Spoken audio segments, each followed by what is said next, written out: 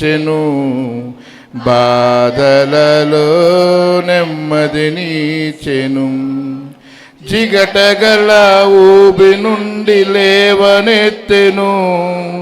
సమతల మగు భూమిపై నన్ను నిలుపెను. జిగటగల ఊబి నుండి లేవనెత్తెను. సమతల మగు భూమిపై నన్ను నిలుపెను. నా పాదములకు దీపమాయెను. నా పాదములకు దీపమాయెను. సత్యమైన మార్గములో నడుపుచుండెను. సత్యమైన మార్గములో నడుపుచుండెను. కృపాశక్తి దయా సత్య సంపూర్ణుడా, వాక్యమై ఉన్న యేసు వందనమయ్యా. కృపా సత్య దయా సత్య సంపూర్ణుడా, వాక్యమై ఉన్న యేసు వందనమయ్యా. నీ వాక్యమే నన్ను బ్రతికించెను. బాధలలో నెమ్మదినిచ్చెను. దేవుని నామానికి మహిమ కలుగును గాక. సమయం లేదు. ఈ సమయంలో మరి సహోదరులు చింతపిల్లంక అలాగే కాకినాడలో సేవ చేస్తున్నటువంటి సేవకులు పిలుపు గారు ప్రార్థన చేయవలసిందిగా మనం చేస్తున్నాం. ఈ కార్యక్రమం ప్రారంభం నుండి చివరి వరకు మరి యవన పిల్లలకు ఆశీర్వాదకరంగాను మనందరి బట్టి దేవుని నామానికి మహిమకరంగాను జరుగులాగున మరి ప్రార్థించవలసిందిగా మనం చేస్తున్నాము. ప్రార్థన చేద్దామండి. సర్వశక్తివంతుడనైన తండ్రి, సర్వాధికారినైనా సర్వ సృష్టికర్త అయిన దేవ, మీకే స్తుతులు స్తోత్రాలు చెల్లించుకుంటూ తండ్రి, మరుగై ఉన్న తండ్రినైనా నీ లేఖనానుసారంగా తండ్రి బయటికి తీస్తున్న తండ్రినైనా నీ ప్రియమైన దాసులనైనా నీ పరిశుద్ధాత్మ ప్రేరేపణతో మీరు వాడుకోండి తండ్రి. దేవా, ఇక్కడికి వచ్చిన తండ్రి యవ్వన బిడ్డలుగానైనా అలాగేనైనా ఎంతమందినైనా తండ్రి బైబిల్ను పరిశోధన చేస్తున్న ఎంతమంది బిడ్డలు ఉన్నారో నైనా ప్రతి ఒక్కరికి కూడా తండ్రి ఆలోచింప తగ్గట్టుగానైనా తండ్రి నీ విలువైన మాటలు తండ్రి ఒక్కొక్కరికి ఒక్కొక్క విధంగానైనా తండ్రి మీరు హృదయాన్ని తాకుతూ తండ్రి నీ వాక్యుల ప్రకారంగా తండ్రి బ్రతికి గొప్ప భాగ్యమునైనా మాకు దయచేయండి తండ్రి. దేవా, అనేకమైన తండ్రినైనా మనసుల వైపుకి మేము వెళ్ళిపోకుండానే కేవలం నీ వైపు మాత్రమేనైనా తండ్రి ఏకాగ్రతగా తండ్రి ఆలోచన చేస్తూనైనా ఈ దినానైనా తండ్రి మాతోటి ఆ మరుగై ఉన్న తండ్రి యొప్తా కొరకు తండ్రి ఏ విధంగా మీరు మాట్లాడబోతున్నారో తండ్రి ఆశ కలిగిన ప్రతి ఒక్కరిని కూడా మీరు జ్ఞాపకం చేసుకోమని కోరుతూ తండ్రి ఇది ప్రారంభము నుండి ముగింపు వరకు కూడా మీకు మహిమార్థముగా జరగాలి తండ్రి. నైనా ఇక్కడికి వచ్చిన ప్రతి ఒక్కరికి కూడా తండ్రి నైనా జ్ఞాన సంగతులుగా తండ్రి జ్ఞాన హృదయాలుగా తండ్రి వారికి తాకి భాగ్యము దయచేయమని కోరుతూ తండ్రి ఈ ప్రార్థన యేసుక్రీస్తు వారు ప్రశస్తమైన నామములో ఈ ప్రార్థన మనవులు అడిగి వేడుకుంటున్నాము కన్న తండ్రి. ఆమేన్. దయచేసి ఒకరి పక్కన ఒకరు ఒకరి వెనకాల ఒకరు క్రమ పద్ధతిలో మీరు అందరూ కింద కూర్చున్న వారు కూర్చోండి. అలాగే నేను కింద కూర్చోలేను అనుకున్న వారు చైర్స్లో కూర్చోండి, ప్రాబ్లం లేదు. మరి నేను కింద కూర్చోలేను అనుకున్న వారు మాత్రం చైర్స్లో కూర్చోండి చక్కగా. దయచేసి గమనించండి, కింద కూర్చోలేను అనుకున్న వారు మాత్రం కూర్చోండి. అలాగే అమ్మ మీరు వేణుక మీరందరూ ముందుకు వచ్చాను అమ్మ. పెద్దవారు అంటే హైట్గా ఉన్నవారు వెనక్కి కూర్చోండి, ఎందుకంటే వాళ్ళు హైట్ తక్కువ ఉన్న వాళ్ళు ఏమవుతుందంటే కనబడరు ఏమ్మా. ఆ విధంగా మీరు మరి ఇక్కడ అందరూ కనబడాలి కదా మీకు, దాన్ని మీరు చూసుకోండి, బ్యాలెన్స్ చేసుకోండి.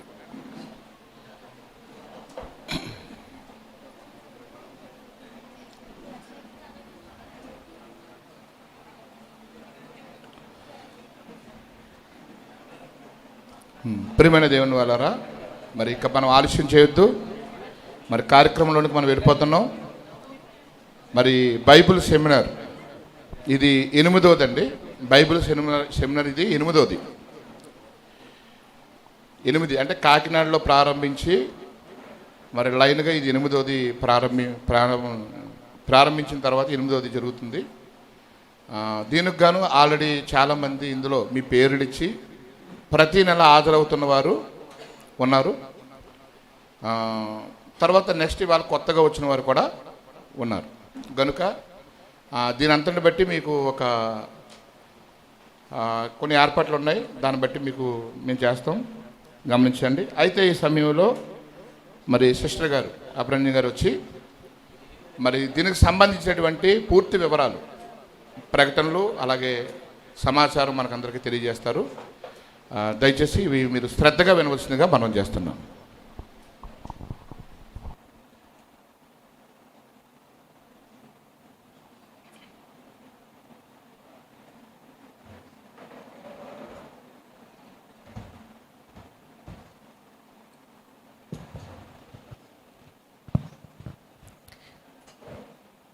క్రైస్ట్ చర్చ్ కాకినాడ వారు మొదటిసారిగా ఇక్కడ ఈ ప్రాంతంలో ప్రారంభించిన బైబిల్ చదివే క్రమముకు విచ్చేసిన మీ అందరికీ ప్రభువు పేరట వందనాలు. అలాగే మమ్మును ఆహ్వానించిన సంఘమునకు, సంఘ కాపరికి కూడా ప్రభువు పేరట వందనాలు. మరి ఎన్నో మారులు ఈ ప్రాంగణంకి వచ్చి ఇక్కడికి వచ్చి దేవుని మాటలు పంచుకోవడం జరిగింది. ఈరోజు కొత్తగా ఏం జరుగుతుంది, కొత్తగా ఏముందిలే, అసలు బైబిల్ చదివే క్రమం ఏంటి, బైబిల్ చదవడానికి ఏమిటి, టైటిల్ ఏంటి ఈరోజు సెమినార్ టైటిల్? బైబిల్. మగపిల్లలు ఆడపిల్లలు చెప్తున్నారు, పిల్లలు ఏంటి? బైబిల్ చదివే క్రమం. బైబిల్ చదవడానికి క్రమం ఉంటుందా? స్టార్ట్ చేస్తాం కదా బైబిల్ చదవాలని. న్యూ ఇయర్ వచ్చినప్పుడు, న్యూ ఇయర్ రాగానే ఏమనుకుంటాం? బైబిల్ చదివేయాలి. దేంతో స్టార్ట్ చేస్తాం? ఆది కాండంతో స్టార్ట్ చేసేస్తాం, లేదా క్రొత్త నిబంధన. ఓ వారం రోజులు చక్కగా చదువుతాం. తర్వాత ఏమవుతుందో తెలుసా? బైబిల్ ఓపెన్ చేసి చిన్న అధ్యాయం ఏమొస్తే అది చదివేస్తాం. అమ్మో, స్కూల్కి టైం అయిపోయింది, కాలేజీకి టైం అయిపోయింది, ఆఫీస్కి టైం అయిపోయింది కదా. ఈ కార్యక్రమం పెట్టేటప్పుడు మాకు ఒక పట్టిక ఇచ్చారు. ఏమని అంటే, అమ్మ ఇది మా క్రమం, ఈ క్రమాన్ని మేము తప్పం. దుమ్ములపేట అనగానే మాకు ఎప్పుడు తెలిసేది ఏంటంటే, ఇక్కడ ఈ ప్రాంతంలో ఏ మీటింగ్ పెట్టినా, ఏ దైవదాసుడు వచ్చినా మాకు ఒకటి చెప్తారు ఏంటంటే, 7:30కి ప్రారంభం అవుతుంది, 9కి క్లోజ్ అయిపోతుంది. మాకు దైవదాసుడు ఎప్పటికల్లా రావాలి? 7:30కి రావాలి, మెసేజ్ మాకు స్టార్ట్ అయిపోతుంది. అలాగే మాకు ఒక క్రమం ఇచ్చారు. ఈ క్రమం ప్రకారమే మేము ఫాలో అవుతాము, ఆ క్రమం ప్రకారమే మేము సమయాన్ని కూడా ఇస్తాము, ఆ క్రమాన్ని ఫాలో అవ్వాలి. అంటే ఈ కార్యక్రమం పెట్టడానికి ఏముంది? ఒక క్రమం ఉంది. మేము ఇక్కడికి రావాలి, దానికేముంది? ఒక క్రమం ఉంది. అంటే ఏం చేసినా ప్రతిదానికి ఒక క్రమం ఉన్నప్పుడు బైబిల్ చదవడానికి క్రమం అవసరం లేదా? చాలాసార్లు మనమే అనుకుంటాం కదా, ఏంటి బైబిల్ చదివే క్రమం మాకు చదవడం రాదా, చేయడం రాదా? ఒక చిన్న ఎగ్జాంపుల్ బోర్డు మీద, స్క్రీన్ మీద వేస్తాము. ఇంతకు ముందు సెమినార్స్కి వచ్చిన వాళ్ళు చేయొద్దండి, పాత సెమినార్స్కి వచ్చిన వాళ్ళు. పిల్లలు మీరు మాట్లాడద్దు, ఓకే? మీరెవ్వరూ నోరిప్పొద్దు. క్రొత్తగా వచ్చిన వారు మాత్రమే మాట్లాడాలి, ఓకేనా? ఒకటి స్క్రీన్ మీద వేస్తున్నా, అది ఏంటో ఒకసారి చదవండి. స్క్రీన్. ఉమెన్. ఓకే, ఇక్కడ ఏమైనా మిస్ అయిందా? వీటిలో ఏమైనా మిస్ అయిందా? ఏమైనా మిస్ అయిందా అక్కడ? దాని అర్థం ఏంటో చెప్తారా పోనీ? అబ్బాయిలు చెప్తారు ఫస్ట్, ఓకే? దీంట్లో ఏం మిస్ అయిందంటే నేనే చెప్తాను. పంక్చుయేషన్ మార్క్ మిస్ అయింది. పంక్చుయేషన్ మార్క్స్ అంటే ఏంటో తెలుసా? చదువుకుంటున్న పిల్లలు, పంక్చుయేషన్ మార్క్స్ అంటే comma, full stop, colon, semi colon, ఇవన్నీ. సో ఇందులో ఏం మిస్ అయింది? ఎక్కడ పెట్టచ్చు అబ్బాయిలు, ఎక్కడ పెట్టచ్చు? అమ్మాయిలు ఎక్కడ పెట్టచ్చు కామా? అబ్బాయిలు చెప్పండి, కామా ఎక్కడ పెడదాం? ఎక్కడ పెడదాం నాన్న? ఇంకా చెప్పండి, మాట్లాడండి, పర్లేదు. హెర్ తర్వాత ఇంకా కుర్చీలో కూర్చున్న వాళ్ళు ఏంటది చెప్పండి. ఇలాగే ఒక రీసెర్చ్ జరుగుతుంది. ఒక యూనివర్సిటీలో ఒక ప్రొఫెసర్ అడిగారు ఏమని అంటే, నేను బోర్డు మీద ఒకటి రాస్తాను, రాసి మీరు పంక్చుయేషన్ మార్క్స్ పెట్టండి అన్నారు. అప్పుడు మగవాళ్ళందరూ ఎలా పెట్టారో చూడండి. నెక్స్ట్ దాంట్లో మగవాళ్ళందరూ ఏం చేస్తారో చూడండి. ఆడవాళ్ళు మగవాళ్ళు దాన్ని సెపరేట్ చేశారు. నెక్స్ట్ నాన్న విలియం. మగవాళ్ళందరూ ఏం పెట్టారంటే కామా మ్యాన్ పక్కన పెట్టారు. ఇప్పుడు దాని అర్థం చెప్పండి. ఉమెన్ విదౌట్ హ మ్యాన్ ఇస్ నథింగ్ అంటే ఏంటి? ఒక అమ్మాయి ఒక మగతను లేకపోతే తన జీవితం ఏంటి? వేస్ట్. ఇదంతా ఎవరు సెలెక్ట్ చేశారు? అబ్బాయిలు సెలెక్ట్ చేశారు. ఇప్పుడు అమ్మాయిలు ఏం పెట్టారో చూడండి నెక్స్ట్ దాంట్లో, నెక్స్ట్ స్లైడ్లో. అమ్మాయిలు ఒక్కొక్క స్లైడ్ వేయాలి నాన్న, ఒక్కొక్కటి. అమ్మాయిలు ఏం పెట్టారు చూడండి. A woman without her man is nothing. మగవాళ్ళు ఏం పెట్టారు? A woman without her man is nothing అంటే మగవాడు లేకపోతే ఆడదాని లైఫ్ వేస్ట్. ఇప్పుడు ఆడవాళ్ళు ఏమని పెట్టారు? ఒక ఆడదే లేకపోతే, ఒక స్త్రీయే లేకపోతే మగవాడి జన్మ ఏంటంట? వేస్ట్ అంట. అంటే ఒక కోమాలో ఎంతుందా? ఉందా? ఒక కోమా ఒక ప్లేస్లో కాకుండా ఇంకో ప్లేస్లో పెడితే ఏమవుతుంది? అర్థమే మారిపోతుంది. ఇప్పుడు నెక్స్ట్ ఒక్క స్లైడ్ నాన్న, నెక్స్ట్ది. పైకి పైకి పైకి పైకి. ఆర్డర్ మారిందా? ఒక్కొక్కటే వేయాలి. ఓకే, ఆ లాస్ట్ది డాగ్. చదవండి ఇప్పుడు. I like cooking my family and my dog. అర్థం ఏంటి? అర్థం ఏంటి? దాని అర్థం ఏంటి చెప్పండి.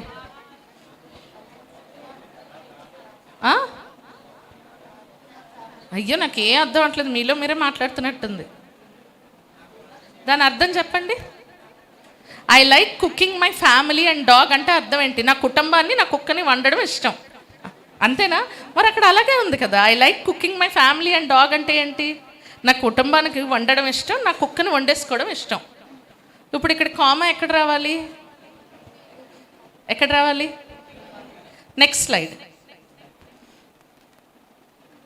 ఇప్పుడు చూడండి అర్థం ఏముందో. పాజ్ ఇవ్వాలి. చూసారా బైబిల్ చదివే క్రమం ఏంటి అంటే, ఎక్కడ పాజ్ ఇవ్వాలో అక్కడ పాజ్ ఇవ్వాలి, ఎక్కడ కామా ఉందో అక్కడ పాజ్ ఇవ్వాలి, ఎక్కడ ఫుల్ స్టాప్ ఉందో అక్కడ ఆగాలి, ఎక్కడ కంటిన్యూ అవుతుందో అర్థం అవ్వాలి. క్రమం తెలుస్తుందా? ఆఫ్టర్ ఆల్ ఒక ఇంగ్లీష్లో కామా ఫుల్ స్టాప్ సరిగ్గా ఎక్కడ పాజ్ అవ్వాలో తెలియనప్పుడు, అర్థం మారిపోతున్నప్పుడు బైబిల్ చదువుతున్నప్పుడు ఎలా ఉంటుంది? ఇప్పుడు చూడండి. I like cooking my family and my dog. ఇప్పుడు ఎలాగ అర్థం ఉంది? నాకు ఏమి ఇష్టం? కుకింగ్ ఇష్టం, నా కుటుంబం ఇష్టం, నా కుక్ అంటే ఇష్టం. అలా కాకుండా కామా లేనప్పుడు అర్థం ఎలా ఉంది? I like cooking my family and my dog.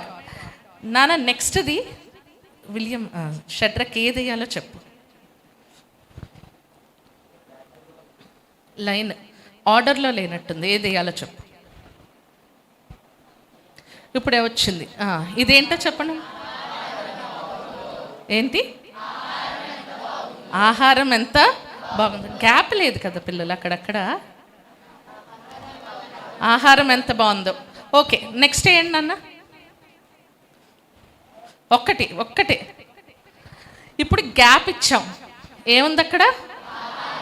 ఆహారం ఎంత బాగుందో. ఏమైనా మార్చామా అందులో? మార్చలేదు కదా. అదే కదా గ్యాప్ ఎక్కడ ఇవ్వాలో అక్కడ ఇచ్చాం. నెక్స్ట్ ఆహారం ఎంత బాగుందో అంటే నచ్చే వాళ్ళకి ఎలాగైనా చదువుకోవచ్చు కదా. సెంటెన్స్ ఒకటే. సెంటెన్స్ ఏమైనా మారిందా? మారలేదు కదా. ఏం మారుతుంది? నువ్వు దానిని చదివే విధానం, నువ్వు దాంట్లో గ్యాప్ ఇచ్చే విధానం. నెక్స్ట్ది చూడండి. ఆహా రమ్మ ఎంత బాగుందో. ఏవైనా మారిందా ఇందులో? ఏవైనా మార్చామా? ఏమీ మార్చలేదు. కానీ ఎవరికి నచ్చినట్టుగా వాళ్ళు చదువుతున్నారు. ఆహారం నచ్చిన వాడికి అది ఎలా కనబడుతుందంటే ఆహారం ఎంత బాగుందో. హారం నచ్చిన అమ్మాయిలకు, బంగారం నచ్చిన వాళ్ళకి ఏం కనబడుతుంది? ఆహారం ఎంత బాగుందో. ఇంకా చెప్పక్కర్లేదు. ఎవరికైతే మద్యపానం ఇష్టం వాళ్ళకి ఎలా కనబడుతుంది? ఆహారం ఎంత బాగుందో. ఇందులో ఏమైనా చేంజెస్ ఉన్నాయా? ఏమైనా మార్చుకున్నావా? లేదు కదా. కానీ ఎవరికి నచ్చిన విధంగా ఒక సెంటెన్స్నే మార్చుకుంటున్నప్పుడు ఈ వాక్యాన్ని చేతపట్టాము. ఒక్కొక్కరు ఒక్కొక్కటిగా చెప్తున్నట్టు అనిపించట్లేదా? ఒకే వచనాన్ని ఎన్నో రకాలుగా చెప్తున్నప్పుడు దీని క్రమం ఏంటి? ఏంటా క్రమం? నువ్వు దాన్ని ఎలా చదవాలి? అందుకే ఎక్కడ పాజ్ చేయాలి కామాస్ ఉన్నప్పుడు, ఎక్కడ ఫుల్ స్టాప్ ఉంది, ఎక్కడ ఎక్స్క్లమేషన్ మార్క్, ఎక్స్క్లమేషన్ మార్క్ ఎక్కడుంది, అక్కడ ఎలా చదవాలి, క్వశ్చన్ మార్క్ ఉందా, యేసుక్రీస్తు వారు ప్రశ్న వేస్తున్నారా, ఆ ప్రశ్నకి ఎస్సా నో, ఆ పాజిటివ్ క్వశ్చనా నెగటివ్ క్వశ్చనా. చూడండి బైబిల్ చదివేటప్పుడు ఎన్ని ఆలోచించాలో. ఇంకా దాని అర్థం ఏంటి, దాని అర్థం ఏంటి. మనందరం పాడతాం కదా, ఇది మన తండ్రి మనకు రాసిచ్చిన ప్రేమలేఖ అని చదువుతున్నప్పుడు ఎలా పడితే అలా చదువుతామో, ఎంత ఫీల్తో చదువుతాం చెప్పండి. ఇష్టం వచ్చినట్టు ప్రియమైన రేఖకు నేను ఇక్కడ బాగున్నాను, అక్కడ ఎలా ఉన్నావు, నిన్నే ఇలా చదివితే ఏమైనా ఉంటుందా? అది ఎంత ఫీల్తో చదవాలనుకుంటాము. మరి బైబిల్ చదివేటప్పుడు ఆ అర్థాన్ని, ఆ భావాన్ని మనతో ఏం చెప్పాలనుకుంటున్నారు, ఎందుకు చదవలేకపోతున్నాం. చూడండి మత్తయి సువార్త 9వ అధ్యాయం, మత్తయి సువార్త 9వ అధ్యాయం 13వ వచనం.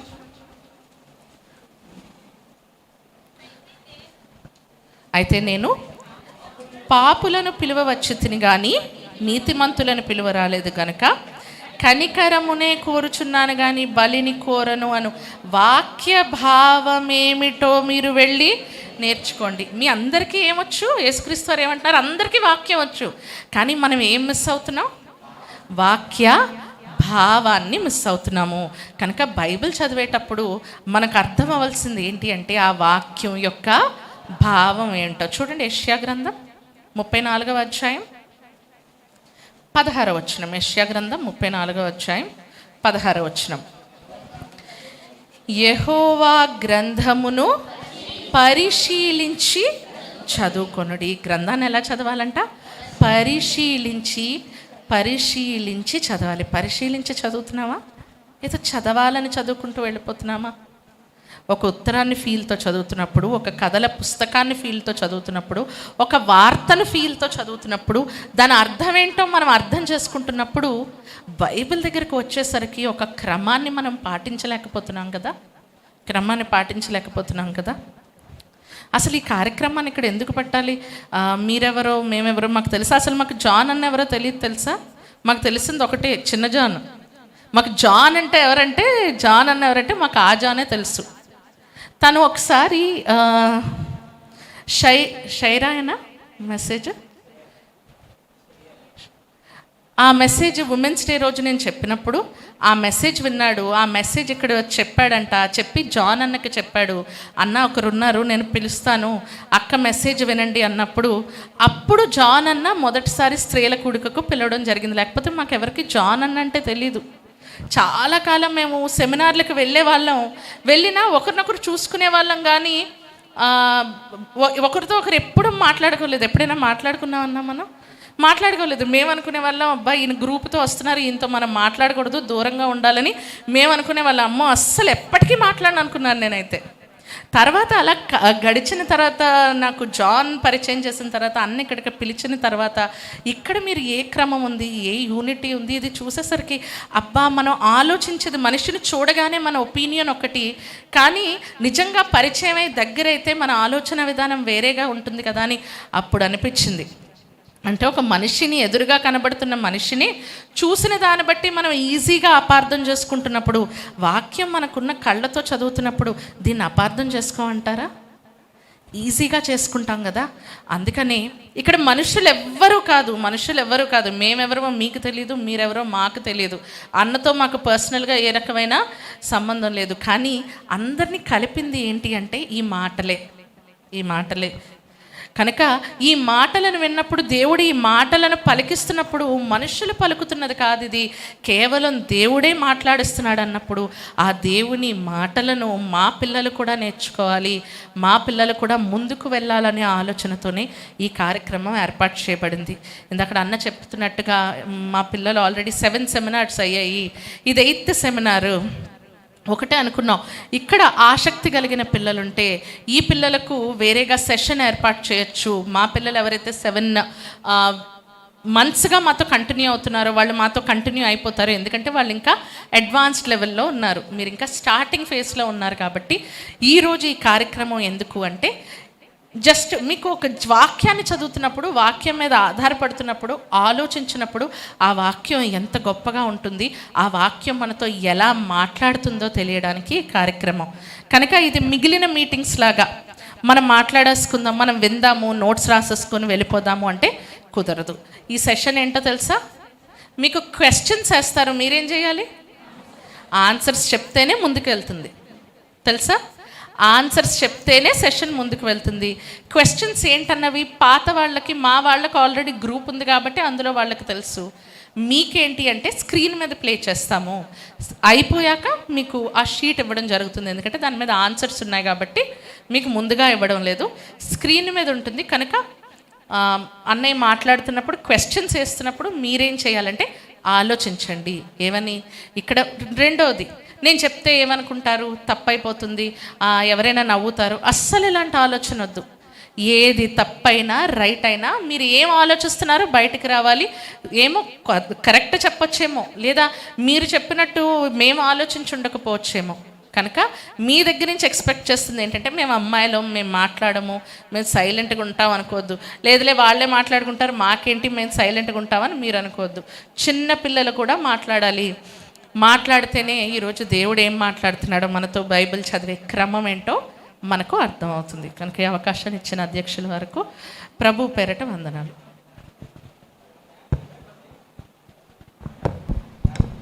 మంచిదమ్మా.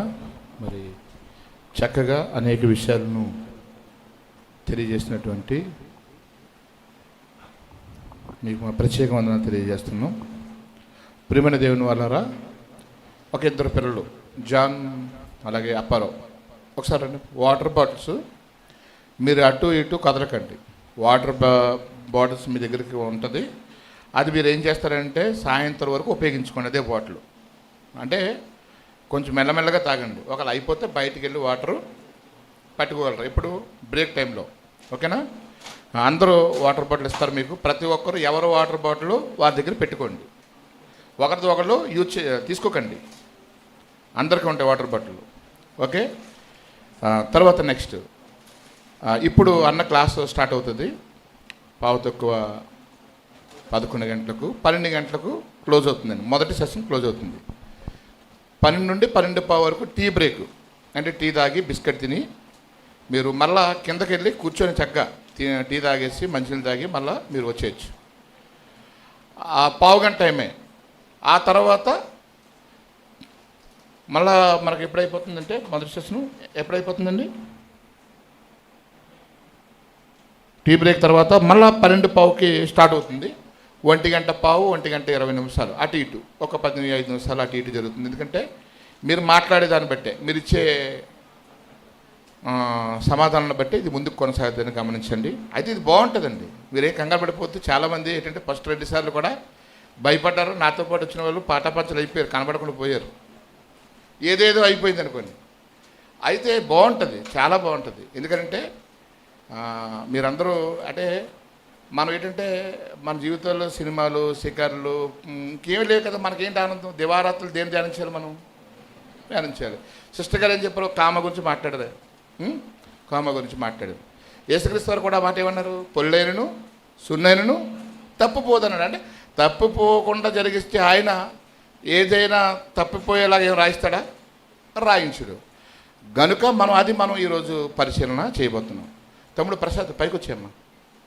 సేవకులు ఎవరైనా ఉంటే వేదిక మీదకు వచ్చేవలసిందిగా మనం చేస్తాం, ఎందుకంటే మిగిలిన వారు వచ్చి కూర్చుంటారు కాబట్టి. ఓకే, ఈ సమయాన్ని మరి సహోదరులకు నేను అప్పగిస్తున్నాను.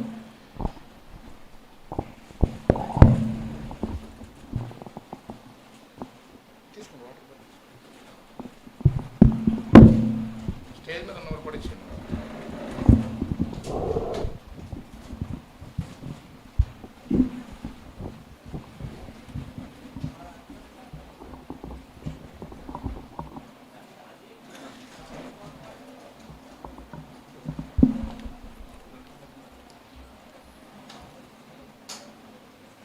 ప్రార్థన చేసుకొని మరి కార్యక్రమంలోనికి ముందుకు వెళ్దామండి. మమ్మల్ని మిక్కిలిగా ప్రేమించు మా కన్న తండ్రి, ఈ ఉదయకాల సమయంలో మమ్మల్ని తండ్రిని పిలుచుకునే భాగ్యాన్ని ఇచ్చినందుకు వందనాలు. అలాగే తండ్రి, మరి ఈరోజు కార్యక్రమం కొరకు ఒక 4 రోజుల క్రితం నుండే మేము ఆలోచన చేసి ఉన్నాము. మరి మీ మహిమార్థం ఇది జరుగులాగున సహాయం దయచేయండి. అన్ని ఏర్పాట్లు మరి సిద్ధముగా ఉన్నాయి. అలాగే మీ పిల్లలు కూడా సిద్ధంగా ఉన్నారు తండ్రి దేవా. మరి వారికి ఇచ్చిన ఆసక్తిని బట్టి వందనాలు తెలియజేస్తున్నాము. మరి వారి ఆసక్తి మేరకు తండ్రి ఈ ఆత్మీయ ఆహారాన్ని మేము సిద్ధపరిచి ఇవ్వగలిగే ఆ కృపను మాకు దయచేయమని మమ్మల్ని ప్రార్థిస్తున్నాం తండ్రి దేవా. సామర్థ్యం మాకుందని మేము నమ్మట్లేదు దేవా. సామర్థ్యం ఇచ్చేవారు మీరే, మేము ఒట్టివారము తండ్రి దేవా. కృపతో మమ్మల్ని జ్ఞాపకం చేసుకోనండి.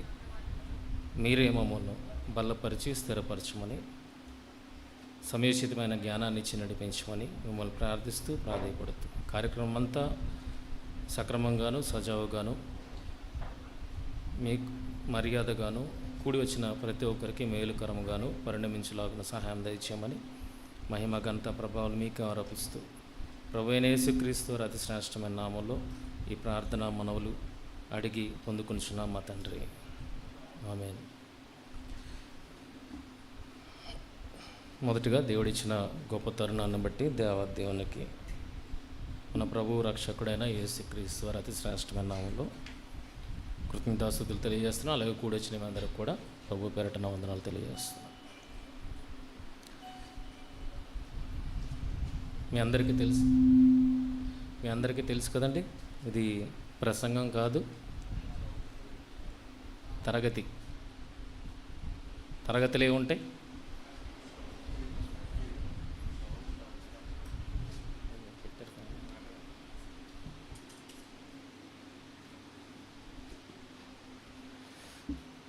తరగతులు ఏముంటాయి?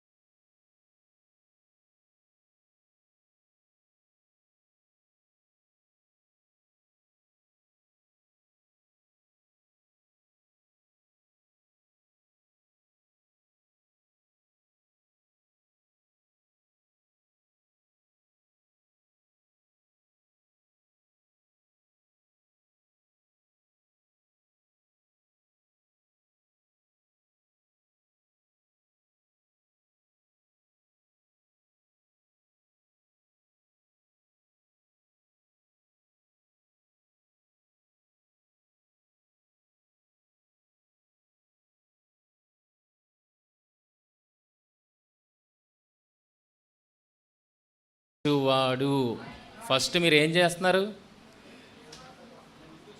విశ్వాసం ఉంచడమే దేవుని క్రియ అంటే మీరు ఏం క్రియ చేస్తున్నారు? ఆ దేవుని దగ్గరికి మీరు వస్తున్నారు. నెక్స్ట్ ఏముంది?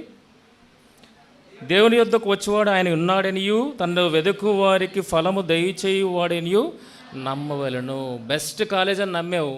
బెస్ట్ కాలేజ్ అన్నది నమ్మిన తర్వాత అందులో చేరితే బెస్ట్ ఎడ్యుకేషన్ కూడా ఉంటుంది కదా. బెస్ట్ ఎడ్యుకేషన్ రావాలి అంటే మొదట ఏం చేయాలి? ఆ కాలేజ్ వరకు నువ్వు వెళ్ళగలగాలి. విశ్వసించి. ఇంకా మీరు విశ్వాసం ద్వారా జరిగిస్తున్న క్రియ ఏంటంటే ఆ నిజ దేవుని దగ్గరికి మీరు వస్తున్నారు. అర్థమైందా? చాలా సింపుల్ ఇది. ఇప్పటివరకు మన ప్రేమస్వరూపం అందరికీ తెలుసు. కానీ ఎదుటివాడికి దాన్ని చూపించాలంటే మాటతో చూపెడతామా? ఎలా చూపించాలి?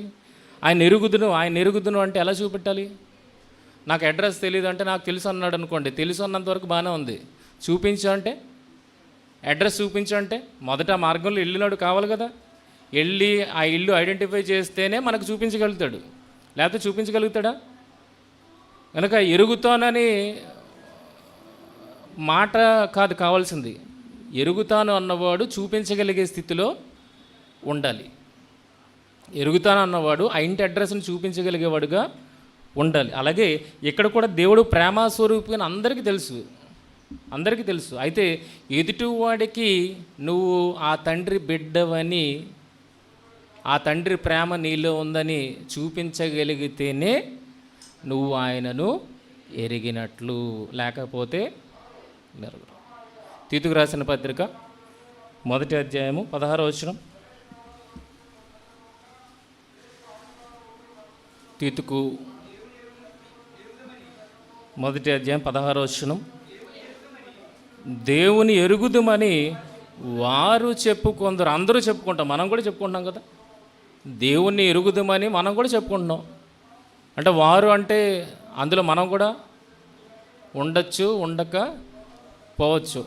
కనుక దేవుణ్ణి ఎరుగుదుమని మనం చెప్పుకుందాము, కానీ అసహ్యులను, అవిధేయులను, ప్రతి సత్కారం విషయులను, భ్రష్టులనే ఉండి తమ క్రియల వలన ఆయనను ఎరుగమన్నట్టు ఉన్నారు. అంటే వాళ్ళల్లో నుండి బయటకు వస్తున్న క్రియలు ఎవరివి? వాళ్ళు ఎవరిని ఎరుగుతారని చెప్తున్నారు? అపవాదిని ఎరుగుతామని చెప్తున్నారు, కానీ దేవుణ్ణి ఎరిగిన వారు కారు. దేవుణ్ణి ఎరిగిన వారైతే ఏం చూపించాలి? అబ్రహాము చేసిన క్రియలు మీరు చేతురు. దేవుణ్ణి ఎరిగితే మన తండ్రి అయిన అబ్రహాము చేసిన క్రియలు మీరు చేతురు. కానీ మీరు ఎవరిని ఎరుగుతున్నారు? మీరు ఎరుగుతారని మీ కార్యాల ద్వారా ఎవరిని కనపరుస్తున్నారు? మీ తండ్రి అపవాది అన్నది మీ క్రియల్లో చూపెడుతున్నారు. కానీ మీరు చెప్పుకున్నది ఏంటి? స్టార్టింగ్లో దేవుణ్ణి ఎరుగుదుమని చెప్పుకుంటున్నాం, కానీ క్రియల దగ్గరకు వచ్చినప్పటికి ఎవరిని చూపెడుతున్నాం? సాతాన్ని. ఇప్పుడు దేవుని ఎరిగారా? బాగా ఎరిగింది ఎవరు? మనం సాతాన్ని. నిజంగా దేవుణ్ణి ఎరిగితే కనుక మనలో ఏం క్రియలు కనబడాలంటే దేవుని క్రియలు కనబడాలి. ఇది ఈ వచనం యొక్క సారాంశం. కనుక చాలా సింపుల్గా ఉంటుంది. ఇగో ఎరగడమే కదా. నాకు తెలుసు, యేసుక్రీస్తు తెలుసు, ఆయన పరిచయం చేసిన తండ్రి తెలుసు. కనుక నిత్యజీవం నాదే అనుకుంటే పొరపడినట్లే. ఇప్పుడు చూడండి ఎంత ఈజీగా ఉందో, ఎంత టఫో తెలుసా? ఆయనను మన జీవితంలో చూపించగలగాలి. టఫా కాదా? యేసుక్రీస్తుని మన జీవితంలో చూపించగలగాలి. గలతీయులకు రాస్తూ పౌలు గారు మాట్లాడుతున్న మాట అదే. ఏంటి? ఇదిగో క్రీస్తు సిలువ వేయబడినట్లు మీ ఎదుట ప్రదర్శింపబడింది కదా అని అంటే ఎలా ప్రదర్శించాడు? క్రీస్తు ఆ రోజు సిలువ వేయబడ్డాడు, కానీ గలతీయుల ముందు ఈరోజు పౌలు సిలువ వేయబడుతున్నాడు. అర్థమైందా? ఎలా చూపించాడు? క్రీస్తు సిలువ వేయబడ్డ ఎలా చూపించాడు? తన జీవితంలో చూపించాడు. గనకనే గలతీయులకు చెప్తున్నాడు. కనుక చూపించడం అది అంటే ఇది. ఇంకో నేను క్రీస్తుని పోలి నడుచుకున్న ప్రకారం అంటే ఏ రకంగా నడుచుకున్నాడు?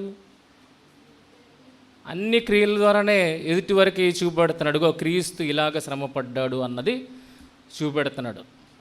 ఆ ప్రేమను ఆ గలతీయులకు పౌలు గారు తన క్రియల ద్వారా కనపరుస్తాడు. ఇంత గొప్పగా క్రీస్తు మనలను ప్రేమించాడు అన్నది. ఈ రకంగా పౌలు గారిని ఏ రకంగా వాళ్ళు ఎరగారు? దేవుణ్ణి ఈయన ఎరుగుతాడు. మరి మనల్ని కూడా ఎరగాలంటే మనల్ని ఎవరు కనబడాలి? జీవించువాడని నేను కాను, నా యందే క్రీస్తు నా యందు జీవించుచున్నాడు. అది కనబడాలి. అది ఎరగడం అంటే. మరి ఇలాంటి జీవితాన్ని మనం కనపరుస్తూ దేవుణ్ణి ఎరిగామని చెప్పుకోవాలి తప్పితే అపవాది క్రియలను మనం కనపరుస్తూ దేవుని ఎరుగేమని చెప్పుకోవడం ఏమిటి? సత్యం అనగా ఏమిటి? ఏంటి సత్యం అంటే? అక్కడే 17 సత్యం అనగా ఏమిటి ఈరోజు మనం కొనసాగిస్తున్నాం. అంటే సత్య సంబంధం అంటే దేవుని సంబంధి అని అర్థం ఓకే. నిత్య జీవం సత్యం అంటే ఏంటి ఇప్పుడు? సత్యం అంటే దేవుడి మాటలే కదన్నా. సత్యం అంటే దేవుడు మాటల. ఇంకా మళ్ళీ అక్కడికే వస్తుంది, యోహాను సువార్త 17:17కే వస్తుంది. అంటే లోకసువార్త 17:16 ఉంది కదండి. నేను లోక సంబంధిని కానట్టు వారు లోక సంబంధులు కారు, సత్యమందు వారిని ప్రతిష్ఠ చేయము, నీ వాక్యమే సత్యము, నువ్వు నన్ను లోకము పంపిన. లోకాసు వార్త యోహాను సువార్త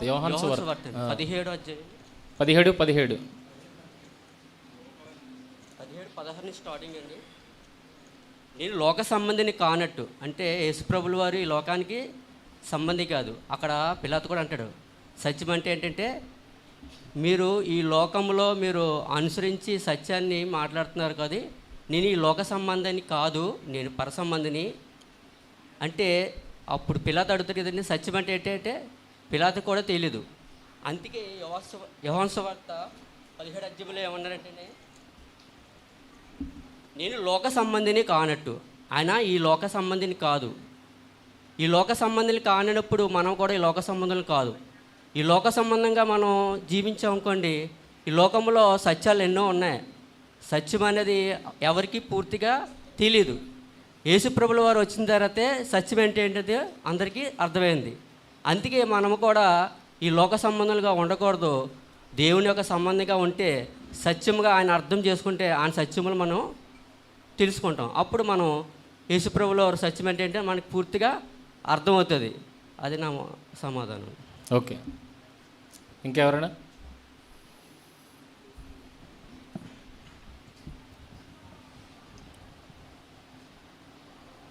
అందుకు పిలాతు, నీవు రాజువా అని ఆయనను అడుగగా, యేసు, నీవన్నట్టు నేను రాజునే, సత్యమును గూర్చి సాక్ష్యమిచ్చుటకు నేను వచ్చితిని, ఇందు నిమిత్తమే ఈ లోకమునకు వచ్చితిని, సత్య సంబంధి అయిన ప్రతివాడును నా మాట వినునెను. అందుకు పిలాతు, సత్యం అనగా ఏమిటి అని ఆయన అడిగారండి. అప్పటికి పిలాతుకి సత్యం అంటే ఏంటో తెలియలేదు. సత్యమును గురించి తెలియదు కనుకనే యేసు ప్రభు వారిని అడిగాడు. 17:17 ఆల్రెడీ ఉంది, నీ వాక్యమే సత్యము. యోహాను సువార్త 1:1 ప్రకారం, ఆదియందు వాక్యము ఉండెను, వాక్యము దేవుని యొద్ద ఉండెను, వాక్యము దేవుడై ఉండెను, ఆ వాక్యమే శరీరధారి అయి మన మధ్య నివసించడానికి వచ్చింది. ఆయన్ను తెలుసుకోవాలని యేసుక్రీస్తు వారు పిలాతుతో చెప్తున్నాడు అనమాట. ఆ పిలాతుకి అర్థం కాని సందర్భం ఏంటంటే ఆయన్నే సిలువ వేసేస్తున్నారనే సంగతిని తెలియలేదు. ఒకవేళ అది తెలిసి ఉంటే సిలువ వేయకపోయి ఉందురు అన్నాడు పౌలు కొరింథీ పత్రికలో రాస్తూ. ఈ సత్యాన్ని గురించి తెలుసుకోవాలని యేసుక్రీస్తు వారు చెప్తున్నారు. అందుకు అది అర్థం కాక పిలాతు అడుగుతున్నాడు, సత్యం అంటే ఏమిటి అనేసి. Okay, thank you. ఇంకా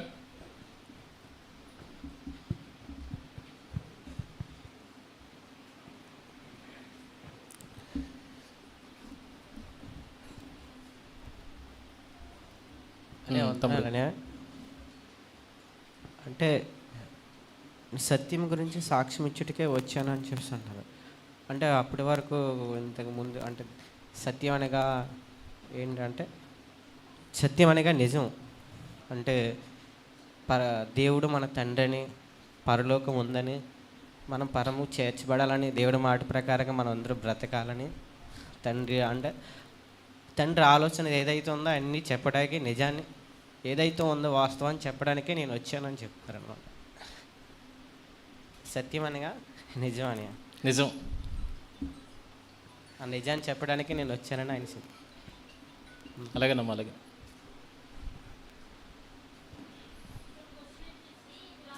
నిజంకి సత్యానికి చాలా డిఫరెన్స్ ఉంది తెలుసా? అప్పటికి తెలిసిందే నిజం, అప్పటికి.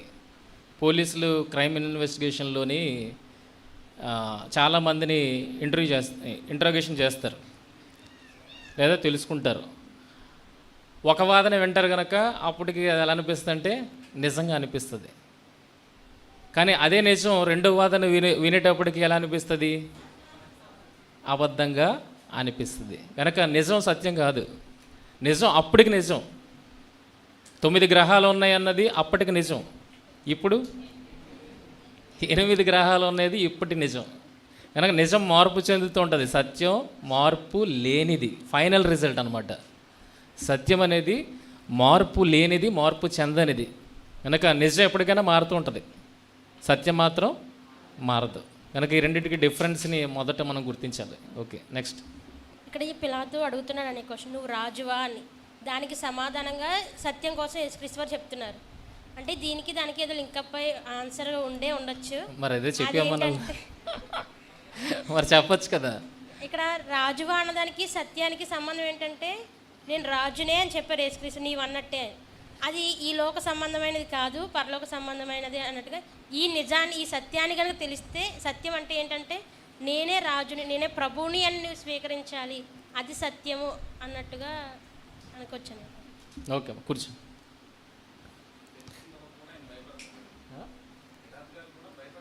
అవును అవునవును.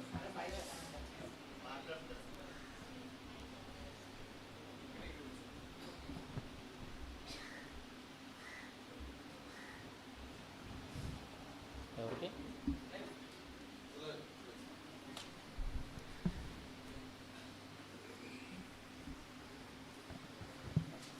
అందరికీ వందనండి. ఈ రిఫరెన్స్లోనే ఉంది కదా సత్యం అంటే ఏంటో, నీ వాక్యమే సత్యము. మరి లోకం సంబంధులు సత్య సంబంధులు కాదు. అదే ఇక్కడ సందర్భం, లోక సంబంధంలో ఉన్నవారి మనుషులని సత్యములో ప్రతిష్ఠ చేయమంటున్నాడు. ఈ సంభాషణ ఇస్తూ నీ వాక్యమే సత్యము అంటే ఈ లోకంలో ఎవరైతే సత్యాన్ని ఎరగకుండా ఉన్నారో వారందరినీ కూడా ప్రతిష్ఠ చేయమంటున్నాడు. అంటే సత్యంలోకి రప్పించమంటున్నాడు మనుషుల్ని. మీకు కిందకు వచ్చేసరికి నీ వాక్యమే సత్యం అంటున్నాడు.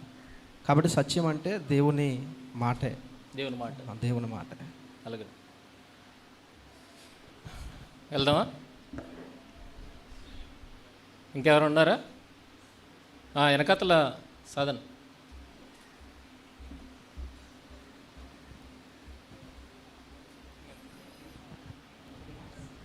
యోహాను సువార్త 14వ అధ్యాయం 6వ వచనం ప్రకారం యేసుక్రీస్తు వారు నేనే సత్యమును జీవమును మార్గమునై ఉన్నాను అని మనకి ఒక స్టేట్మెంట్ని ఆయనే ఇస్తున్నారండి.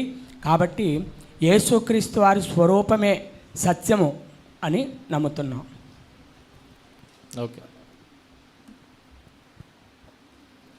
యేసుక్రీస్తు వారి స్వరూపమా మీరు అన్నది అదేనా? ఓకే. అన్న సత్యం అంటే ఏంటో చెప్తున్నాను మామూలుగానే. అన్న మార్కు సువార్త 12:13 వారు ఆయన్ని చిక్కు పెట్టాలని చెప్పేసి ఆయన్ని పరిచయులు హేరోదీయులు కొందరు ఆయన్ని అద్దెకు పంపించి వారు అడుగుతున్నారు. వారు ఆయన చెప్పిన ఆయన చెప్పిన మాటలు బట్టి నీవు సత్యవంతుడవు అని వారు చెప్తున్నారు. అంటే ఆ మాట వాళ్ళే డైరెక్ట్గా చెప్తున్నారండి, నువ్వు సత్యవంతుడు అని. ఆయన ఎలాగ అనగలుగుతున్నారంటే, నువ్వు మొహమాటం లేకుండా నిర్భయంగా సత్యాన్ని, అంటే ఉన్నది ఉన్నట్టుగా మాట్లాడడం, పరలోక రాజ్యం గురించి కానీ దేవుని గురించి కానీ ఉన్నది ఉన్నట్టుగా తెలియజేయడం, తండ్రిని గురించిన వార్త, అదే సత్యం అన్న. ఉన్నది అంటే ఏమీ మొహమాట పడకుండా, భయపడకుండా, ఆయన మాటల్లో బెనుకు లేకుండా ఉండడు ఆయన. అంటే ఎదుటివారు కూడా, ప్రశ్నించేవారు కూడా ఆయన చెప్తున్నాడు నువ్వు సత్యవంతుడు అని. అంటే ఎలా చెప్పగలిగారు ఆ మాట? ఆయన చెప్పే మాటలు బట్టి అన్న, ఆయన ధైర్యాన్ని బట్టి, ఆయన మొహమాటం లేకుండా మాట్లాడిన విధానాన్ని బట్టి అన్న. ఓకే తమ్ముడి సాధన ఇటుపక్క రామ్మ ముందుకి.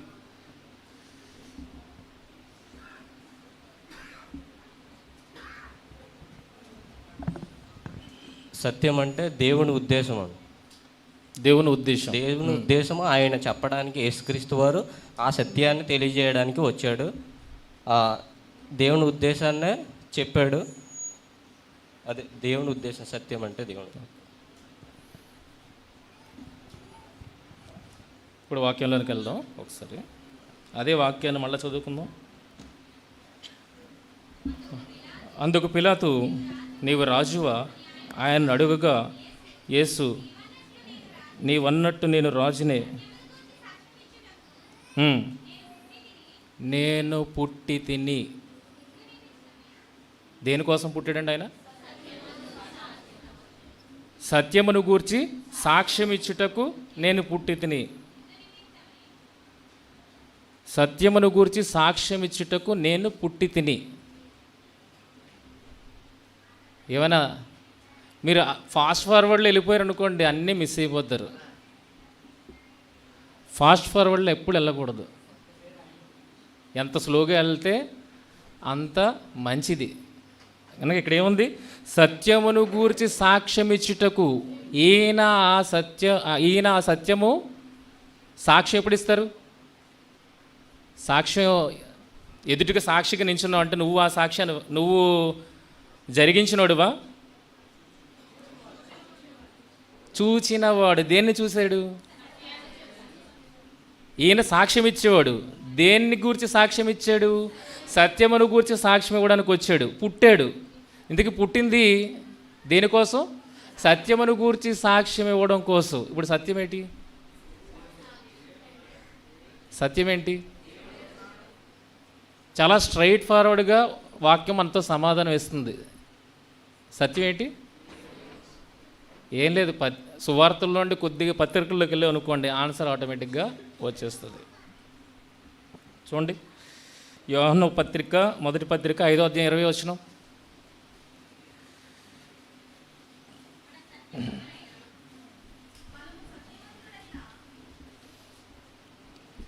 ఆ రిఫరెన్స్ ఈ రిఫరెన్స్ పక్కన పెట్టుకొని చూడండి ఒకసారి. నేను సత్యమును గూర్చి సాక్ష్యం ఇచ్చుటకు పుట్టి తిని అన్నాడు. ఇప్పుడు చూడండి ఇక్కడ క్లియర్గా, మనము సత్యవంతుడైన వానిని ఎరుగవలనని దేవుని కుమారుడు వచ్చి మనకు వివేకం అనుగ్రహించి ఉన్నాడని ఎరుగుదుము. మనము దేవుని కుమారుడైన యేసుక్రీస్తునందు ఉన్నవారమై సత్యవంతుని యందు ఉన్నాము. ఆయనే నిజమైన దేవుడును నిత్య జీవమునై ఉన్నాడు. ఎవరిని గురించి చెప్తున్నాడు? తండ్రి అయిన దేవుడు. ఎవరిని గురించి సాక్ష్యం ఇవ్వడానికి వచ్చాడు? లోకము నిజ దేవుడిని ఎరుగని పరిస్థితుల్లో ఉన్నప్పుడు ఆ నిజ దేవుడు ఏంటి, ఆయన గొప్పతనం ఏంటి, ఆయన ఉన్నతత్వం ఏంటి, ఆయన దైవత్వం ఏంటి అన్న విషయాలను బయలుపరచడానికి యేసుక్రీస్తు వారు ఈ భూమి మీద పుట్టారు. పుట్టినవాడు చెబుతున్న మాట, సత్యమును గూర్చి సాక్ష్యం ఇచ్చుటకు నేను పుట్టి తిని. సత్యం అనగా ఎవరు? ఇప్పుడు దేవుడు. ఇక్కడ చూడండి అదే మాట, మనము సత్యవంతుడైన వారిని ఎరుగవల్లని దేవుడు కుమారుడు వచ్చి మనకు వివేకం అనుగ్రహించి ఉన్నాడని ఎరుగుదము. మనము దేవుని కుమారుడైన క్రీస్తునందున్నవారమై సత్యవంతుని యందు ఉన్నాము. అంటే ఎవరి యందు ఉన్నాం? దేవుని వారము. క్రీస్తునందు ఉన్నవారం అంటే మనం ఎవరి వారం? దేవుని వారము. దేవుడు ఏంటి? సత్యము. ఆయన సత్యమే, ఆయన మాట సత్యమే, ఆయన వాగ్దానాలు కూడా సత్యమే. అందుకే యేసుక్రీస్తు వారు మాట్లాడుతున్న మాట, నీ వాక్యమే సత్యము. ఆయన అనలేదు సత్యం అని. దేని అంటున్నాడు? నీ వాక్యము. యేసుక్రీస్తు వారు అంటున్నారు నీ వాక్యము. నీ వాక్యము ఎవరిని గూర్చైతే సాక్ష్యం ఇవ్వడానికి వచ్చాడో ఆయన వాక్యము. అర్థమవుతుందా? అర్థం కాలేదా? అర్థమైందా? మనం మాటికి అదే చేస్తాం, కానీ క్లియర్ మాట వచ్చిన ఏం పలుకుతుందంటే, ఆయన నిజ దేవుణ్ణి పరిచయం చేయడానికి వచ్చాడు, ఆయన మాటలను పరిచయం చేయడానికి వచ్చాడు. అంత్య దినాల్లో ఎవరితో మాట్లాడాడు? ఆయన ఎవరి ద్వారా మాట్లాడాడు? ఆయా కాలాలలో పితరులతో మాట్లాడిన దేవుడు అంత్యకాలముల తన కుమారుని ద్వారా మాట్లాడెను. ఆయన మాట సత్యం, ఆయన సత్యం, ఆయన వాగ్దానాలు కూడా సత్యమని ప్రూవ్ చేయడానికి యేసుక్రీస్తు వారు ఈ భూమి మీదకి వచ్చారు. తర్వాత మాట చూడండి, తర్వాత మాట ఏముంది? యోహాను సువార్త 18వ అధ్యాయము, సత్యమును గూర్చి సాక్ష్యం ఇచ్చుటకు నేను పుట్టి తిని, ఇందు నిమిత్తమే ఈ లోకమునకు వచ్చి తిని. ఇందు నిమిత్తమే, ఎందు నిమిత్తమే? ఇందు నిమిత్తమే ఈ లోకమునకు వచ్చి తిని. దీనికి ఆన్సర్ మార్కు సువార్తలో మనం చూడగలిగితే,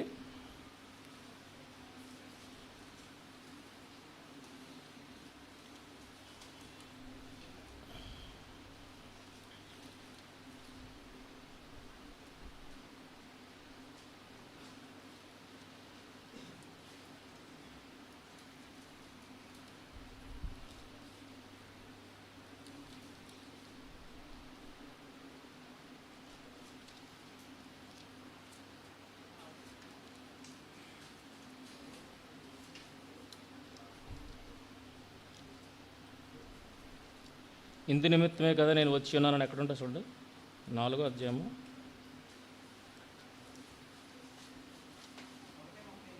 1:38. ఎస్, మార్క్స్ వార్త 1:38 చూడగలిగితే ఆయన దేవుని రాజ్యమును గూర్చిన ప్రకటన చేస్తున్నారు. అలాంటి సందర్భంలో ఆయన మాట్లాడుతున్న మాట, ఆయన ఇతర సమీప గ్రామముల్లోనూ నేను ప్రకటించినట్లు. ఏంటి ప్రకటించడానికి? దేవుని రాజ్య సువార్తను ప్రకటించడానికి. ఎవరి రాజ్య సువార్త? దేవుని రాజ్య సువార్తను ప్రకటించడానికి నట్లు వెళ్ళుదాము రండి, ఇందు నిమిత్తమే కదా నేను బయలుదేరి వచ్చి తినని వారితో చెప్పాను. సమాజానికి తెలియనిది ఎవరు అన్న విషయాన్ని చూడగలిగితే, నిజ దేవుడు ఎవరు అన్నది సమాజానికి తెలియకుండా అపవాది వారి మనోనేత్రాలకు గ్రుడ్డితనము కలుగజేసింది కనుక ప్రభువైన యేసుక్రీస్తు వారు వచ్చి ఆ నిజ దేవుణ్ణి పరిచయం చేయడానికి మనకేమిచ్చారు? వివేకమును అనుగ్రహించి ఉన్నారు. వివేకమును అనుగ్రహించి ఉన్నారు కనుక సత్యం అనగా ఎవరంటే దేవుడు. ఆ దేవుణ్ణి పరిచయం చేయడం యోహాను సువార్త 1వ అధ్యాయం 18వ వచనంలో కూడా అదే ఉంటుంది కదా. యోహాను సువార్త 1వ అధ్యాయం 18వ వచనం, చూడలేదు, తండ్రి రొమ్మునున్న అద్వితీయ కుమారుడే ఆయనను బయలుపరచను. దేవుణ్ణి బయలుపరచడానికి వచ్చిన వాడండి. తన్ను గూర్చి దాన్ని చెప్పుకోవడానికి రాలేదు భూమి మీదకి. తండ్రి అయిన దేవుణ్ణి సమాజానికి పరిచయం చేయడానికి ఆయన ఈ లోక ప్రవేశము చేశాడు. ఆయన వచ్చింది కూడా ఆయన రాజ్యాన్ని స్థాపించడానికి, తండ్రి రాజ్యాన్ని స్థాపించడానికి, దాన్ని ప్రకటన చేయడానికి ఆయన వచ్చినట్లుగా మనకి రెఫరెన్స్లో కనబడుతుంది. ఇందు నిమిత్తమే కదా వచ్చినాను. ఎందు నిమిత్తం? దేవుని రాజ్య సువార్త ప్రకటన. మొత్తం అన్నిట్లో ఎవరు కనబడుతున్నారు? దేవుడే. కానీ ఈరోజు సమాజం ఎలా మారిపోయింది? అది తీసింది ఏం పెడుతుంది? యేసుక్రీస్తు వారిని పెడుతుంది. ఇంకా దేవుణ్ణి మరపింపజేసేట్లుగా ఈరోజు బోధలు ఉన్నాయి. మీరు చూస్తున్నారో లేదో, మీరు గమనిస్తున్నారో లేదో, యేసుక్రీస్తునే చూపెడుతుంది ఈరోజు సమాజం చూపెట్టడానికి ప్రయత్నం చేస్తుంది. కానీ ఆయన వచ్చింది ఎవరిని చూపించడానికి? తండ్రిని చూపించడానికి. అంటే సత్యాన్ని మరలా ఏం చేస్తుంది? మరుగున పెట్టడానికి ప్రయత్నము చేస్తుంది. ఎవరో కాదు, ఈసారి చేస్తున్నది ఎవరో కాదు, ఎవరు? మనోళ్ళే. కనుక మనం సత్యవంతుని యందు ఉన్నవారము. ఆయన వాక్యము సత్యము, ఆయన సత్యము. ఆయన స్వరూపియే ఎవరు? యేసుక్రీస్తు వారు. ఆయన కూడా ఏమన్నాడు? నేనే మార్గము, సత్యము, జీవము. ఆయన యొక్క మూర్తిమంతమై ఉండి, అదే నన్ను ఎరగడం. తండ్రిని ఎలా ఎరుగుతాడు యేసుక్రీస్తు వారు? సేమ్ టు సేమ్ దించేశాడు ప్రింట్. దించేశాడు కనుక ఏం చెప్తున్నాడు? నన్ను చూడండి, నేనే సత్యము, నేనే మార్గము, నేనే జీవము. ఎక్కడికి? తండ్రి దగ్గరికి. అదే కదా ఇక్కడ ఏమంటున్నాడు? ఎరుగవల్లని, సత్యవంతుడైన వారిని ఎరుగవల్లని దేవుని కుమారుడు వచ్చి మనకు వివేకం అనుగ్రహించున్నాడు. ఆయనే నిజమైన దేవుడును నిత్య జీవమనే ఉన్నాడు. ఎవరు? తండ్రి. ఆయన యేసుక్రీస్తు వారిని లేపాడు. చివరి దినాన్న ఆ యేసుక్రీస్తు ద్వారా మనల్ని కూడా లేపుతాడు. ఆయన నిత్యజీవం మనకి అనుగ్రహిస్తాడు. ఎవరి ద్వారా? క్రీస్తు ద్వారా. ఇది మర్చిపోవద్దు, ఓకేనా? సత్యమును గూర్చి ఆయన సాక్ష్యం ఇవ్వడానికి వచ్చాడు, నిజదేవుని గూర్చి ఆయన సాక్ష్యం ఇవ్వడానికి వచ్చాడు. కానీ ఈరోజు ఆ సత్యాన్ని మరలా మనము సమాధి చేసే కార్యక్రమంలో ఉన్నాము అన్న విషయాన్ని గుర్తిరగండి. అందుకే ఈ వాక్యాన్ని నేను తీయడం జరిగింది, ఓకేనా? వాగ్దానాల విషయంలో ఆయన సత్యవంతుడు. అందుకే యేసుక్రీస్తు వారు ఎవరి సంతానంలో పుట్టాడు? అబ్రహాము సంతానంలోనే యూదా గోత్రములనే సున్నతి కలిగిన వారికి పుట్టాడు. ఎవరికి వాగ్దానం చేశాడు? ఎవరికి వాగ్దానం చేశాడు? అబ్రహాముకు వాగ్దానం చేశాడు. అబ్రహాము విశ్వాసానికి సూచనగా ఏం చేశాడు? సున్నతి చేయించుకోమని ఇచ్చాడు. వాగ్దానం నెరవేర్పు ఎవరిలో జరిగింది? ఆ సున్నతి కలిగిన వారిలో నుండే వచ్చింది. అంటే దేవుడు ఎంత సత్యవంతుడు అనేది, ఆయన వాగ్దానాల విషయంలో తప్పిపోడు అన్నది ఎంత చక్కగా మనకు కనబడుతుంది. ఒకసారి ఆలోచించండి. కనుక ఆయన మాట సత్యము, ఆయన వాగ్దానాలు సత్యము, ఆయనే సత్యము. ఆయన యందున్న మనము కూడా సత్యవంతులము అన్న విషయాన్ని గుర్తెరగండి, ఓకేనా? ఇంకా ఏముంది?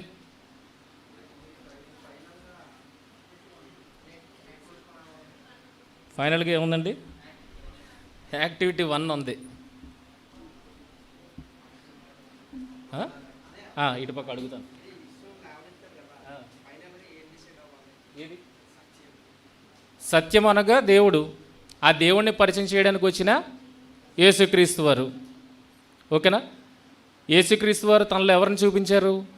దేవుణ్ణి చూపించాడు, తండ్రిని చూపించాడు. తన తాను చూపించుకోలేదు. నా మహిమను వెదుకుటకు నేను రాలేదు, నా ఇష్ట ప్రకారము నేను నెరవేర్చుకుంటకు రాలేదు, నా తండ్రి ఇష్టాన్ని నెరవేర్చడానికే నేను వచ్చాను. మళ్ళీ అందరిని ఎవరిని చూడమంటున్నాడు? తండ్రినే చూడమంటున్నాడు. ఆ తండ్రిని ఎలా చూడాలి? క్రీస్తు ఆయన ద్వారా, ఆయన శరీరము ద్వారా ఏవేవైతే ఆయన ఎరుగుతామని కనపరిచాడో వాటిని మన జీవితంలో నెరవేరుస్తూ ఎవరిని ఆనందింపజేయాలి? తండ్రి అనే దేవుణ్ణి ఆనందింపజేయాలి, ఓకేనా? ఓకే.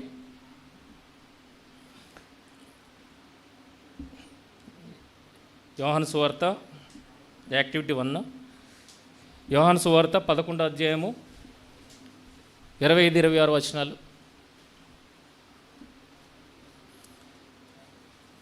ఇది మీరే మాట్లాడాలని నేను అనుకుంటున్నాను.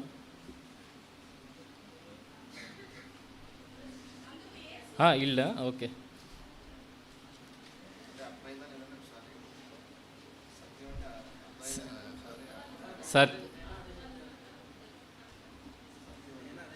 సత్యం అనగా ఏంటి? అర్థమైందా? అర్థమైన వాళ్ళు చేతులు ఎత్తండి. ఇలాగ లేపేసి ఇలాగ దించేస్తారంటే ఎత్తండి. అంటే సగం అర్థమైందా? ఫుల్గా అర్థమైందా వాళ్ళు చేతులు ఎత్తండి. ఫుల్గా ఎత్తండి. మీరు ఎత్తారన్నది కనపడాలి కదా వెనకాతల వాళ్ళకి. ఎత్తున వాళ్ళు చెప్పండి. ఎవరైనా ఎత్తారుగా, చేతులు ఎత్తారుగా, అర్థమైందని ఎవరైనా ఒకళ్ళు చెప్పండి. కొత్త వాళ్ళు ఎవరైనా? ఇటుపక్క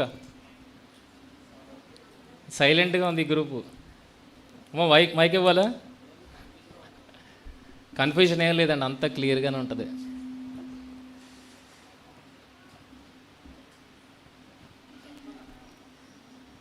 ఎవరున్నారా? చేయలు ఎత్తిన వాళ్ళు ఎవరన్నా మాట్లాడతారా?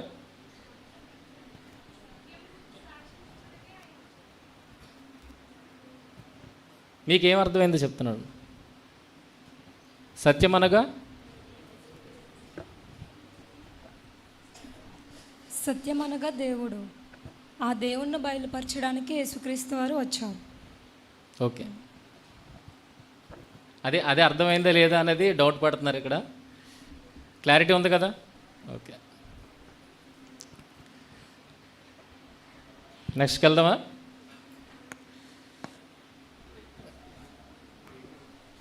పన్నెండుకి బ్రేక్. 12కి బ్రేక్. 10 నిమిషాలు ఉంది. ఒకవేళ కంప్లీట్ అవ్వకపోతే బ్రేక్ తర్వాత మనం కంప్లీట్ చేసుకుందాం.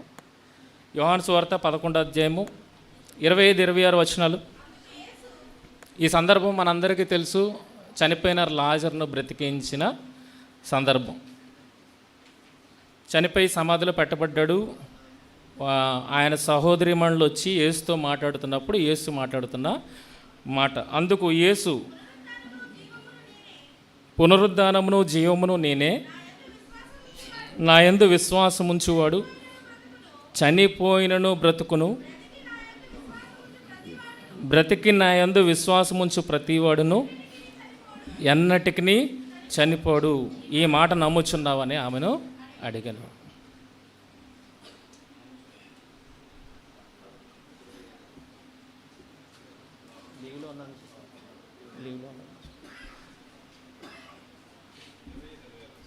చదివారు కదా, ఏమర్థమైంది?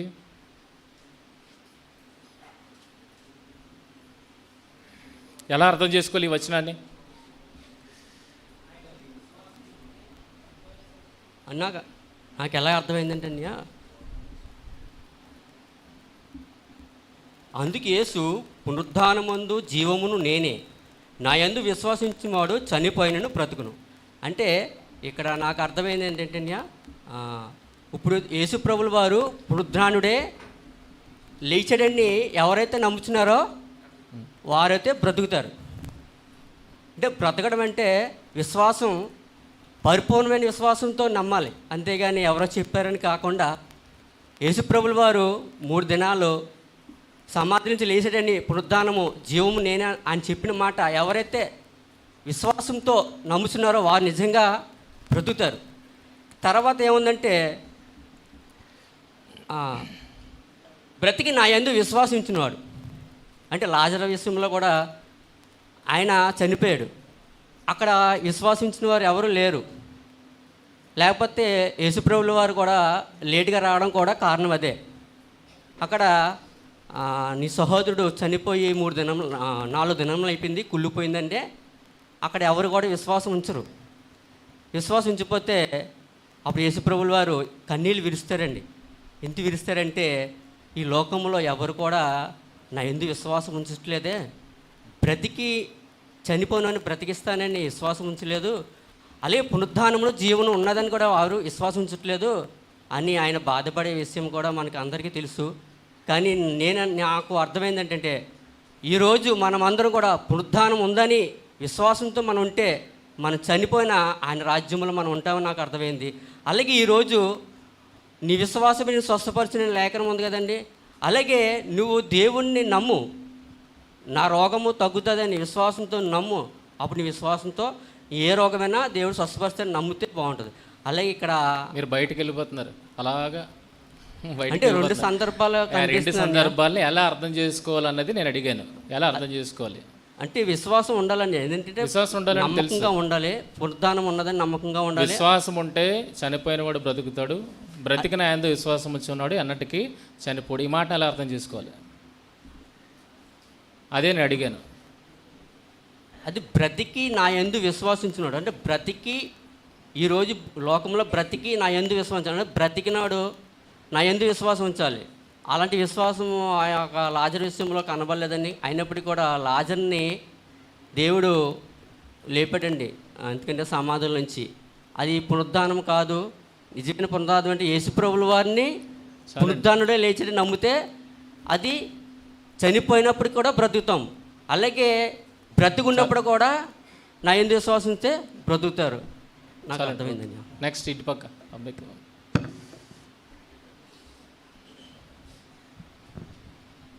అంటే ఇక్కడ మనం దేవుణ్ణి ఫస్ట్ విశ్వసించి యేసుక్రీస్తు వారిని మారు మనసు పొంది బాప్తిసం ద్వారా మనం చనిపోయి మన క్రియలను పాతిపెట్టబడి అక్కడి నుండి ఆయన చెప్పినట్టు పరిశుద్ధంగా బ్రతుకుతూ విశ్వాసంలో కొనసాగుతూ సత్క్రియలు చేస్తూ ఆయన వందు విశ్వాసం ఉంచితే అప్పుడు 2వ మరణం నుండి మనం రక్షించబడతాం అన్నది. ఓకే, ఇంకా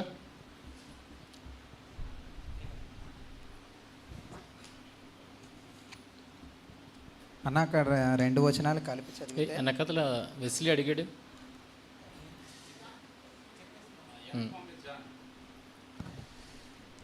అక్కడ 2 వచనాలు కలిపి చదువుకుంటే మనకు మీనింగ్ వస్తుందని నా ఉద్దేశం అనియా. అక్కడ మార్త అడుగుతుంది, నీ సహోదరుడు మరలా లేచనని ఆమెతో చెప్పగా, ఈశ్వరవారు కంగారేం పడకు, ఆయన మరలా లేస్తాడు అని చెప్పాడు. నెక్స్ట్ మార్త ఆయనతో అంత్యదినమున పునరుద్ధానమందు లేచినని ఎరుగుతున్నాను. అంటే ఆవిడ ఇంకా ఎక్స్ట్రీమ్కి వెళ్ళిపోయింది, నెక్స్ట్ లెవెల్కి. అందుకు యేసు పునరుత్థానం జీవం నేనే, అంటే లేపేవాడిని నేనే, అంత్యదినాన్ని జీవము నేనే, నా యందు విశ్వాసం ఉంచేవాడు చనిపోయినను బ్రతుకును. విశ్వాసం ఒకవేళ ఉంటే ఖచ్చితంగా బ్రతుకుతాడు, బ్రతికి ఇప్పుడు లేస్తాడు. లాజరు చనిపోయాడు, ఖచ్చితంగా లేస్తాడు, నేను లేపుతాను. బ్రతికి ఆ విశ్వాసాన్ని కొనసాగించాలి. బ్రతికి నా యందు విశ్వాసం ఉంచి ప్రతివాడిని ఎన్నడికి చనిపోడు. అంటే విశ్వాసం అనేది అక్కడితో విడిచిపెట్టకూడదు, మరలా బ్రతుకుతాడన్న లాజరు నెక్స్ట్ జరిగే విషయాన్ని కంక్లూడ్ చేస్తూ చెప్తాను. ఇప్పుడు నేను ఒక ప్రశ్న వేస్తాను, అది లాజర్ కోసం మాత్రం చెప్పబడిందా, ఇంకెవరి కోసమైనా చెప్పబడిందా? అందరికీ, అంటే అక్కడ కాంటెక్స్ట్లో నేను చెప్తున్నాను, అందరికీ ఫైనల్గా అందరికీ అప్లై అవుద్ది కదండి. అదే అందరికీ అప్లై అయినప్పుడు మనం లాజర్లకు చనిపోలేదు కదా, అందరికీ అప్లై అయినప్పుడు మనం లాజర్లకు చనిపోలేదు కదా.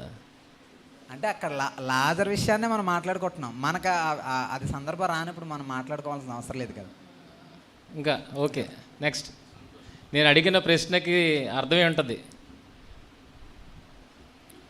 అందుకు యేసు పునరుద్ధానమును జీవమును నేనే. పునరుద్ధానం అంటే ఏంటి, జీవం అంటే ఏంటి? పునరుద్ధానం అంటే యేసుక్రీస్తునందు, అంటే యేసు దేవుని కుమారుడని ఎవరైతే నమ్మి విశ్వసించి బాప్తిసం తీసుకుంటారో, ఈ కార్యక్రమంలో దేవుని పనిలో ఉండి ఎవరైతే చనిపోతారో వారు విశ్వసించిన ఎడల తిరిగి లెగుస్తారు. పునరుద్ధానానికి మూలాధారం యేసుక్రీస్తు వారే. అందుకు పునరుద్ధానం నేనే అన్నాడు. జీవం నేనే అంటే తిరిగి మరలా బ్రతికించేది ఆయనే, నిత్య జీవంలో ప్రవేశింపజేసేది ఆయనే, జీవమునిచ్చేది కూడా మూలపురుషుడు, మూలాధారం మరలా ఆయనే. నాయందు విశ్వాసం ఉంచువాడు చనిపోయినను బ్రతుకునన్నాడు. ఈ చనిపోవడం అనేది శారీరకమైన మరణం కాదు, తిరిగి మరలా బ్రతికింపజేసేది, అంటే నిత్య జీవంలో ప్రవేశింపజేసేది ఆయనే. బ్రతికి నాయందు విశ్వాసం ఉంచు ప్రతివాడును ఎన్నటికి చనిపోడు. ఈ మాట నమ్ముచున్నావా అని అడిగాడు మార్తని. అంటే ఆమెను మాత్రమే అడిగినట్లు కాదు, మొత్తం భూమి మీద ఉన్న జనులందరినీ, ఎవరైతే యేసును విశ్వసిస్తున్నారో ప్రతి ఒక్కరిని అడిగిన మాటగా మనం తీసుకోవాలి. ఓకే, ఆ మాటను మనం ఈ మాటను నమ్ముచున్నామంటే ఎప్పుడైతే యేసుక్రీస్తు వారందు మనం విశ్వసించి బ్రతికి దేవుని క్రియలు నెరవేరుస్తామో చనిపోయిన తర్వాత కూడా ఆయన లేపుతాడని చెప్పి మనం నమ్మాలి. Okay Wesley.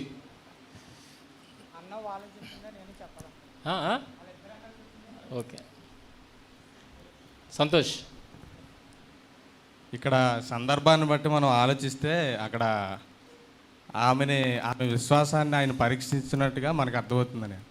అంటే ఈ మాట నమ్ముచున్నావా అంటే పునరుత్థానమును జీవమును నేనే ఆయన చెప్పాడు. దానికి ఆమె కూడా ఒక మాట చెప్పండి, అంచెదినములు లేపుతాను అని మాట చెప్పింది. అంటే ఇక్కడ ఆయన చెప్తుంది అంచెదినాన్నే అని నువ్వు అనుకుంటున్నావు, కానీ పునరుత్థానం జీవం నేను, నాకు అధికారం ఉంది, నేను ఇప్పుడు కూడా లేపగలను అనే మాటని నీవు నమ్ముచున్నావా అని ఆమెను అడుగుతున్నాడు. ఎందుకంటే ఈ జబ్బు రాకముందు కూడా ఆయన అక్కడ ఉన్న 2 రోజులు అక్కడ ఉండిపోతాడు ఈ విషయం తెలిసినట్టునే. ఇది మనిషి కుమారుడు మహిమపరచబడ్డానికే వచ్చింది కనుక ఇక్కడ ఉండి చనిపోయిన తర్వాత ఆయన యొద్దకు వెళ్ళిన తర్వాత అక్కడ అడుగుతున్న ప్రశ్నలే ఇవి. అవును. కాబట్టి ఆమెను ఏమని అడుగుతున్నాడంటే, చివరిలో ఎలాగైనా మనం అందరం ఏంటంటే మనం ఆయన ఎందుకు విశ్వాసం ఉంచి బ్రతికితే ఆయన మనం లేపుతాడు, కరెక్టే. కానీ అక్కడ ఆమెను అడుగుతున్నది ఏంటంటే, నువ్వు ఈ మాట నమ్మితే ఖచ్చితంగా ఇప్పుడు కూడా నేను లేపగలను, ఎందుకంటే పునరుత్థానమును జీవము నేనే కాబట్టి. ఆ కాంటెక్స్ట్లో నాకు అర్థమైంది. ఓకే, ఇంకా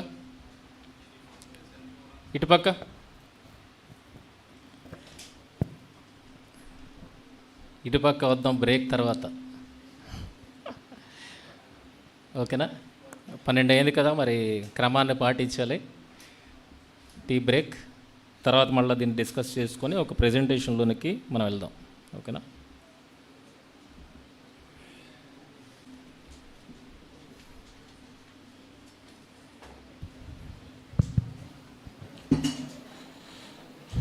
మంచిదండి. ఇప్పుడు వరకు చక్కగా మరి ఈ మొదటి సెషన్ మనం ముగించుకున్నాం. దానికి గాను మీరు శ్రద్ధగా విన్నారు. మళ్ళా సిగ్గుపడకుండా, భయపడకుండా, ధైర్యంగా కొంతమంది లేచి మళ్ళీ తిరిగి కిందకెత్తి వస్తారో లేకపోతే ఎక్కడ తాగుతారో మీ ఇష్టం. మరి టీ ఉన్నాయి తీసుకోండి. అలాగే